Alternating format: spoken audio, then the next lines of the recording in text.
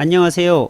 일반적인 정보가 돈이 되는 가치 있는 정보로 만들어 드리는 저는 권리 분석사 오픈마인드입니다. 제가 서두에 이렇게 일반적인 정보를 가치 있는 정보로 만들어 드린다라고 말씀을 드렸는데요. 우리가 흔히 지나가다 보면 아무렇지도 않게 생각했던 부분들, 그런 부분들이 많습니다. 그런데 그것을 면밀하게 정말로 찾아보고 캐내보고 또 조사하다 보면 그것이 정말 가치 있는 정보가 있는 것들을 그냥 버리고 다니는 경우들을 많이 볼 수 있었습니다. 그래서 우리가 좀 더 관심 있게 보고 귀 기울여 보고 눈여겨 본다면 그런 작은 습관들이 어떻게 보면 정보의 가치로 만들어 드리는 기준점을 세울 수 있는 부분이지 않는가라는 생각을 하게 됩니다. 흔히 송산에 계시는 분들은 잘 느끼지 못하는 것 같아요. 이 송산이 얼마나 큰 도시이고 또 이 도시가 지닌 무한한 잠재력이나 가치가 얼마나 큰가에 대해서 정말 사실상 이곳에 계신 분들은 잘 모르는 것 같아요. 자, 그렇다면 이 송산 그린시티의 크기와 규모가 어느 정도 되는지 제가 잠깐 비교 설명을 좀 해드리겠는데요. 우리나라에서 신도시급으로 가장 크게 개발한 곳이 어딘지 혹시 아시는가요? 우리나라에서 가장 크게 개발한 곳은 사실 세종시입니다. 이 세종시가 우리나라 웬만한 성인들 같으면 다 알고 있습니다. 아, 세종시는 큰 도시고 행정 중심의 도시고 정부 청사가 그쪽으로 내려간 도시이며 많은 인구들이 이동이 있던 그런 도시라는 것을 알 수가 있습니다. 그런데 송산 그린시티 하면은 많은 분들이 잘 몰라요. 화성의 주변에 계신 분들이나 안산에 계신 분들이나 이곳에 특별하게 관심을 가지고 계신 분들만 아는 곳이 바로 이곳이지 않나라는 생각을 합니다. 그런데 실상 세종시의 규모가 어느 정도 크냐면 2200만 평입니다. 그렇다면 화성에 있는 송산 그린시티 같은 경우는요 1700만 평입니다. 그렇게 크게 차이 나지 않습니다. 그러면 좀 더 기준을 명확하게 하기 위해서 우리나라의 분당은 얼마나 크기가 되냐면 600만 평 정도가 됩니다. 평택에 있는 고덕 신도시가 405만 평입니다. 삼성 반도체가 세계적으로 가장 크다고 하는 평택 캠퍼스가 120만 평이고요. 용인 SK 하이닉스가 이제 개발할 곳이지만 135만 평입니다. 이처럼 이렇게 크기를 좀 비교를 해보면 송산 그린시티가 얼마나 큰지를 알 수가 있습니다. 그러니까 일기 신도시, 우리가 얘기하는 일산, 분당, 평촌, 삼본, 중동, 이곳이 일기 신도시인데요. 이곳을 다 합쳐도 1500여만 평입니다. 그런데 그 일기 신도시보다 더 큰 곳이 바로 송산 그린시티입니다. 그래서 제가 침이 마르도록 소개하고 관심을 가져보라. 향후에 이곳이 정말 우리나라의 중심이 될 수도 있겠구나라는 생각들을 많이 하게 됩니다. 그리고 이곳이 계획되어 있는 현장들을 바라보면 정말로 대단한 곳이다라고 얘기할 수밖에 없는 게 도시가 건설이 되고요. 산업단지가 어마어마하게 크게 개발이 되고요. 우리나라의 테마파크, 스타필드 이런 것들이 다 총집결하는 곳이 이곳입니다. 이제 그 규모를 조금 아실 수 있나요? 그런데 이 송산 그린시티를 위치를 보면요. 이곳이 어디냐면 화성입니다. 근데 아이러니하게도 CNN에서 소개를 했습니다. 세계에서 2025년까지 7대 부자가 될 도시가 어디냐라고 꼽았는데 그 도시가 바로 화성입니다. 놀랍죠? 화성시는요. 제가 평택에 이사 온 지 한 22, 3년 되는데요. 그때까지만 해도 한 20만 조금 넘었어요. 30만이 채 안 됐었거든요. 그런데 이곳이 지금 현재 우리나라 인구 증가율 1위가 됐습니다. 현재 82만 명이 됐고요. 평택도 52만 명인데요. 화성 같은 경우에는 2035년까지 135만 명으로 예상하고 있습니다. 그 정도로 화성시가 그리고 송산 그린시티가 발전한다는 것을 볼 수가 있는데요. 그리고 이 화성시에는요. 삼성, 현대, 기아자동차, 그리고 제약단지, 산업단지, 각종 중소기업이 제일 많은 곳으로 유명합니다. 경기도에서는요. 회사 수가 가장 많고요. 종업원 수가 가장 많고요. 그리고 화성시 같으면은 2017년, 2018년 지역 경쟁력 평가에서 2년 연속 1위가 한 곳이 바로 이곳입니다. 그런데 그 중심에 이제 화성에서 송산 그린시티를 개발하고 있습니다. 이것이 먼 미래가 아니고요. 현재 진행형이라는 곳에 우리가 주안점을 둘 수가 있고 눈여겨봐야 된다는 겁니다. 특히나 저는 송산 그린시티를 정말로 유심하게 바라보는 이유가 또 있어요. 왜 그러냐면 이 송산 그린시티, 화성 이쪽은요 고속도로가 발달되어 있고 철도가 발달되어 있습니다.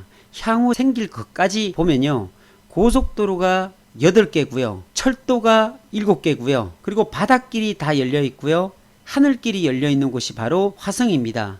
하늘길은요 여기에서 30분만 가면은 인천공항으로 갈 수 있고요 바닷길은요 전곡항, 궁평항 이런 곳이 다 해안가를 끼고 있는 곳이 바로 이곳입니다.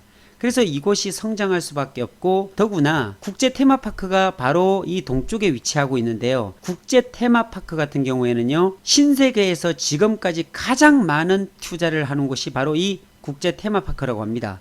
4조 5천억 정도를 투자를 해갔고요. 내년입니다. 2021년부터 개발이 착수가 돼서 2026년에 1차 개장을 하고요. 2031년에 그랜드 오픈을 한다고 합니다.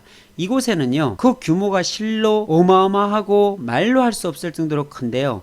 이곳에는 놀이문화 시설이죠. 에버랜드와 같은 놀이기구 시설들 그리고 워터파크, 리조트 이 아래쪽은 골프장이 들어옵니다. 호텔, 골프장, 스타필드, 워터파크, 주라지월드 같은 다양한 국제 테마파크 형태로 개발된다는 사실이죠. 그 규모가 이로 말할 수 없는데 연간 1900만 명 정도가 다녀갈 걸로 예상을 하고 있습니다. 거기에 이번에 2020년 3월 30일에 변경 고시된 지도를 보고 있는데요. 처음에는 요 동측지구만 개발이 된다고 했었습니다. 그리고 국제 테마파크는 그냥 테마파크 시설만 들어오기로 했는데 국제 테마파크 내에 보면 주거 시설이 들어옵니다. 아파트가 들어오고 단독주택과 상가가 들어오는 형태로 지금 변경이 됐다는 사실이고요. 2020년 3월 30일 날 고시가 됐기 때문에 여기 보면은 국제 테마파크 역도 보이고 있죠. 위치가. 그렇기 때문에 이것은 바로 진행된다는 사실이죠. 이제 발표만 앞두고 있는데요. MOU에 대한 발표가 비전 선포식으로 이미 발표가 됐고요. 이제 본 발표만 남아 있습니다. 그런데 이게 어떻게 보면 화성시에서 이미 준비하고 있다는 사실이고요. 이 국제 테마파크역 같은 경우에는 신안산선과 연결되어 있습니다. 그러니까 여의도에서부터 출발해서 내려오는 그 신안산선이 국제 테마파크역 송산역으로 이어지면서 그 아래 화성시청역, 향남역 그리고 그 서해안 복선 전체를 따라서 홍성까지 이어지는 라인이 바로 이 라인이란 거죠. 자, 거기에 보면은 송산 그린시티를 주목해서 봐야 될 부분들이 서측에 보면은요, 이제 주거시설입니다. 말 그대로 배드타운이죠. 그런데 이곳에 어떤 산업단지가 형성이 되지 않으면 배드타운으로 밖에 남을 수가 없다는 사실입니다. 그런데 이곳에 국제 테마파크가 만들어지는 바로 연결되는 아래선에 4차 산업혁명 지원지구 산업단지가 184만 평이 개발이 됩니다. 이런 곳이 바로 송산 그린시티입니다. 그러니까 화성의 송산 그린시티에 이런 신도시 주거용 단지만 있다면 배드타운입니다. 그런데 바로 그 남측지구에 현재 공사를 다 하고 있고요. 남측지구에 보면 4차 산업혁명 지원지구 산업단지에 5G와 관련된 수많은 업체들이 이제 들어온다는 사실이죠. 이 면적만 해도 184만 평이고요. 이 면적 속에 보면 여기에 송산역이 준비되고 있습니다. 그리고 이 바로 위쪽에 국제 테마파크 역이겠죠. 그러니까 송산역과 더불어 차량기지가 있고 국제 테마파크로 연결되는데 그 아래 바로 화성시청역으로 내려가는 서해안 복선 전철이 지금 만들어지고 있고요. 원래는 2020년 12월에 원래 개통하기로 돼 있던 거였어요. 근데 조금 공사가 늦어져서 2022년에 완공되는 걸로 추진 중에 있고 개발하고 있는 부분이란 거죠. 그리고 이 도로 같은 경우에는 동서간 진입도로라고 하는데요. 이 도로 같으면 비봉까지는 이미 다 개통이 됐고요. 여기에서 이 부분까지는 8차선으로 지금 만들어졌는데요. 이미 이 고정 IC가 생기는 이곳까지는 8차선이 이미 다 만들어져 있습니다. 개통만 하지 않았을 뿐이고요. 그리고 이쪽 왼쪽으로 넘어가는 이 수척지구 같은 경우에는 2022년부터 이게 분양이 될 거다라는 예상들을 조심스럽게 하고 있습니다. 현재는 동측지구와 국제테마파크가 내년부터 공사가 들어가고요. 이 남측지구는 이미 공사가 시작이 됐고 자율주행 성능 시험장 같은 경우에는 이곳은 벌써 가동이 되고 있습니다. 2018년 12월부터 가동이 되고 있는데 여기에 명칭이 KCT입니다. 이 KCT를 본격적으로 활용하고 데이터 수집을 하기 위해서 보도자료가 나왔는데요. 거기에 대해서 잠깐 설명을 좀 드려보도록 하겠습니다. 자, 이 보도의 자료에 보면요, 자율주행 시대 성컴해서 데이터 공유 사업으로 본격 시동 건다라고 되어 있죠. 주행 데이터 수집 차량 무상 대여 하면서 데이터 공유로 신사업 모델 창출을 유도한다라고 합니다. 이게 무슨 말이냐면 송산그린시티 내에 있는 자동차 자율주행 시험장에서 여러가지 데이터를 지금 축적을 하고 있습니다. 그러니까 주행 데이터의 축적을 가속화하고 자동차 상용화 시대에 걸맞는 빅데이터를 구축할 수 있는 데이터 공유 사업이 본격적으로 추진된다고 합니다. 그래서 여기에 보면 자율차 산업에 투자하고 있는 30여 개의 기업, 대학, 연구소 등이 한데 모여서 데이터를 나누고 협력할 수 있도록 데이터 공유 협의체를 구성했다라고 합니다. 그러니까 KCT 내에 이런 그 여러 가지 기업과 연구소와 산학기관들이 함께 모여서 했는데요. 2018년도까지는요, 21개입니다. 여기 나와있죠. KCT 내 공유물 센터 건축, 전산 시스템 구축에 21개 기관이 참여했었는데요. 이게 이제 3월달에 현재 32개 기관이 참여하고 있습니다. 그래서 그 사업 내용을 보면요, 인공지능 학습용으로 가공된 주행 영상, 그리고 시험 운행 시나리오, 이런 것들을 데이터를 공동으로 수집하고 주행 데이터를 표준화하는 데도 추진하겠죠. 그러니까 이 5G와 관련돼 있는 데이터를 누가 빨리 데이터화 시키고 표준화 시키느냐, 그 표준화를 시키는 것이 선도해 나가는 부분이거든요. 그래서 우리나라가 이런 것들도 발빠르게 움직여서 앞서 나갔으면 좋겠다라는 생각을 하게 됩니다. 그래서 주행 데이터 공유 협의체 참여 기관을 보면요, 국토교통부, 우리가 알만한 서울대학교, 연세대학교, 카이스트, 만도, SK텔레콤, LG전자, KT, 현대모비스, 현대자동차, 한국3M도 있네요. 이렇게 총망라할 수 있는 대기업부터 시작해서 연구 산학 기관까지 정말로 다양한 업체들이 이 5G와 관련된 데이터 공유 협의체에 참여하고 있다는 사실입니다. 그만큼 앞으로 5G를 통해서 선도해 나가고 5G를 통해서 만들어낼 여러가지 산업들이 무궁무진하다라고 볼 수가 있습니다. 이런 데이터를 기반으로 펼쳐질 다양한 신산업들이, 첨단 산업들이 정말 생겨날 것을 생각하면 정말로 우리가 빨리 표준화시키고 앞서가야 되지 않겠는가라는 생각을 합니다. 지금 현재 보이는 곳이 KCT입니다. 바로 이곳에 위치한 곳입니다.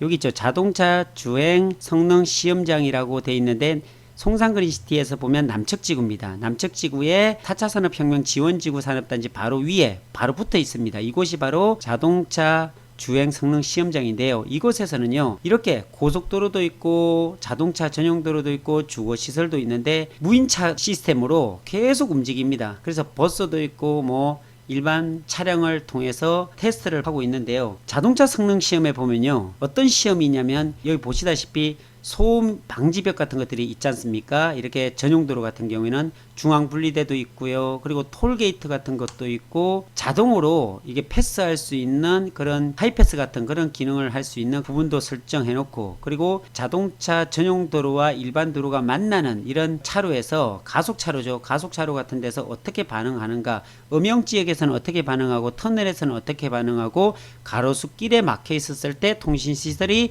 어떻게 작동하고, 다양한 상황들을 사람이 아닌 차 스스로 판단을 하고 주행할 수 있는 그런 시스템을 연구하고 그리고 시험 테스트하는 곳이 바로 이곳이란 거죠. 그래서 우리가 자율주행 자동차 등급에도요, 등급이 5가지 레벨이 있어요. 첫 번째 0레벨은 지금 우리가 타고 있는 자동차들이 0레벨입니다. 그리고 레벨 1이라고 있거든요. 근데 이 레벨 1이라는 등급은요, 예를 들어서 차선 이탈을 방지하고요, 그리고 긴급 제동을 할 수 있죠. 그리고 크루즈 컨트롤 같은 차들이 있죠. 내가 100km로 설정해 놓으면 100km로 갈 수 있는 그런 차들, 그게 바로 지금 나와 있죠. 그런 게 레벨 1이고요. 레벨 2 단계는요, 자율주행을 하되 2가지 기능을 동시에 작동하는 등급이 2등급입니다. 예를 들어서 차선 이탈을 인지를 하고 차량이 핸들을 조정하거나, 그리고 장애물을 인식을 하고 또 정지하거나 가속이나 감속을 조절하는 것, 이게 바로 레벨 2입니다. 제가 타고 있는 차가요, 이 레벨 2에 들어가는 것 같아요. 저도 오토크루즈와는 좀 별도로 어떤 자율주행 비슷하게 그 버튼을 하나 누르면 차가 차선을 타고 그대로 갑니다. 그런데 자동으로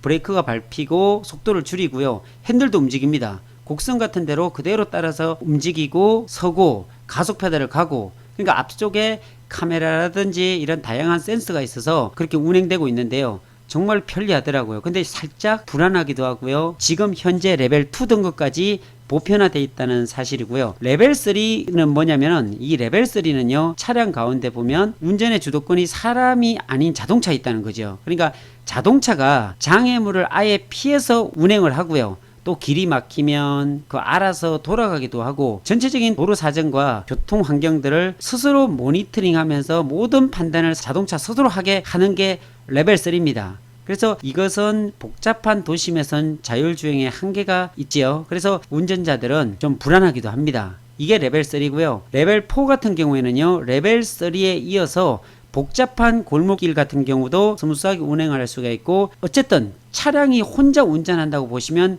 맞는 게 레벨 4입니다. 그런데 갑자기 돌발 상황이나 이럴 때 사람들이 관여를 해야 됩니다. 그러니까 자동차가 레벨 4는 혼자서도 운전을 잘하는데, 만약에 사태를 대비해서 운전자가 관심은 갖고 있어야 된다. 이게 레벨 4고요. 마지막 레벨 5 같은 경우는요, 아예 탑승자가 운전을 하면 안 됩니다. 그냥 자동차가 그냥 운전을 합니다. 그러니까 운전 따위는 사실 사람이 필요가 없고요. 그냥 우리는 차에 타기만 하면 되는 그 정도 수준이 바로 레벨 5라고 보시면 됩니다. 이런 레벨 5와 같은 정도의 시험을 KCT에서 진행한다는 사실이죠. 계속적으로 시간이 지나다 보면 레벨 5까지 올 것 같아요. 지금 기술 수준이 굉장히 많이 발달이 돼서 이런 레벨 4, 레벨 5까지 성능 시험을 하고 있는데요. 그 중심에 바로 우리나라 KCT가 주도를 했으면 좋겠다는 생각을 해봅니다. 우리나라가 주도를 해야지만 표준이 되고, 5G가 전 세계 표준이 된 것처럼 자율주행과 관련된 표준화가 바로 우리나라 KCT에서, 송산 그린시티에서 만들어지길 또한 기대해 봅니다. 자, 다시 송산 그린시티 1700만 평을 보고 있는데요. 여러분들께서 이 방송을 보시는 분들께서 정말로 집중해야 되는 부분이 이것이 장난이 아니란 겁니다. 사실 좀 쉽게 설명드려서 돈벌이가 되는 부분에서 바라본다면 이렇게 크게 개발하는 곳이 우리나라에 없고요. 이렇게 다양성 있게 개발하는 것이 없고요. 이렇게 첨단을 달리면서 개발하는 곳이 없습니다. 서척지구 보면 이렇게 화려한 이 시아오를 중심으로 해서 곳곳이 다 어떤 이탈리아의 베네치아 같이 바닷물이 들어오는 곳입니다. 도심에 이렇게 바닷물이 들어오게끔 수변 도로가를 다 만들어 놓는 그 정도로 발달되어 있는 그런 도시로 만들어지는 부분들이고요. 그리고 이 공룡알 화석지 이쪽을 보면은 전부 다 갈대밭이거든요. 이 갈대밭을 활용해서 어떻게 국제 테마파크와 연계를 해서 만들어질지 정말로 기대가 되는 부분이고요. 국제 테마파크 같은 경우는 127만 평이죠. 정확하게 동측지구는 이미 다 개발이 돼서 아파트와 상가와 단독주택들이 이미 다 들어가서 이미 택지 분양을 지금 하고 있거든요. 아직까지 택지 같은 경우는 판매가 아직까지 다 안 된 부분도 있고, 아니면 팔고서 다시 거래가 되고, 이런 현 상황을 보고 있습니다. 이런 곳에 투자적인 측면에서 바라본다면 철도도 돼 있고, 고속도로도 되어 있고, 산업단지도 개발이 되고, 복합 국제 테마파크도 개발이 되고, 이런 곳이 정말로 찾을래야 찾을 수 있을까? 그리고 이게 먼 미래가 아니라 지금 현재 이루어지고 있다는데 우리가 정말로 관심을 가져봐야 되지 않는가라는 생각을 합니다. 그리고 이곳에 제가 와서 확인을 해보니까요, 이곳에는 도로가 잘 돼 있습니다 지금. 그리고 앞으로도 잘 돼 갈 걸로 많이 만들어지고 있습니다. 왜냐면 요 수책지구에는 요게 동서진입도로거든요. 동서진입 고속도로예요. 이것도 8차선으로 지금 만들어지고 있고요. 요 라인들 있죠. 차량기지라고 되어 있는 이 송산역, 그리고 국제 테마파크역을 비롯한 이게 신안산선과 연결되고 서해안 복선 전철과 밑으로 연결이 된다는 사실이고요. 지금 현재 제2 서해안 고속도로죠. 평택 시흥간 고속도로라고 하는 이곳에는 송산 마도아이시가 이미 개통이 돼서 여기서 움직이고 있습니다. 그래서 마산리로도 가고 비봉면으로도 가는 이 라인이 4차선인데 이 라인에 보면 정말로 저녁 때 차량들이 많이 다닙니다. 그리고 이곳에 보이진 않지만 곳곳에 숨어있는 수많은 기업들이 너무너무 많다는 거죠. 그래서 우리나라 경기도에서 기업이 제일 많은 도시가 바로 이 화성이라고 얘기했고요. 인구가 가장 젊은 도시가 화성이라는데 그 중심에 바로 동탄과 송산 그린시티가 되지 않을까 라는 생각을 해 봅니다. 자, 오늘 제가 장시간 송산 그린시티에 대해서 좀 자랑을 했는데요. 참고적으로 저는 송산 시민이 아닙니다. 화성 시민이 아니고요. 저는 평택에 살고 있습니다. 그럼에도 불구하고 제가 화성을 이렇게 극찬하고 예찬하는 이유는 화성이 정말 좋은 도시 같아요. 그리고 주변을 보더라도 정말로 개발이 많이 이루어지고 있고요.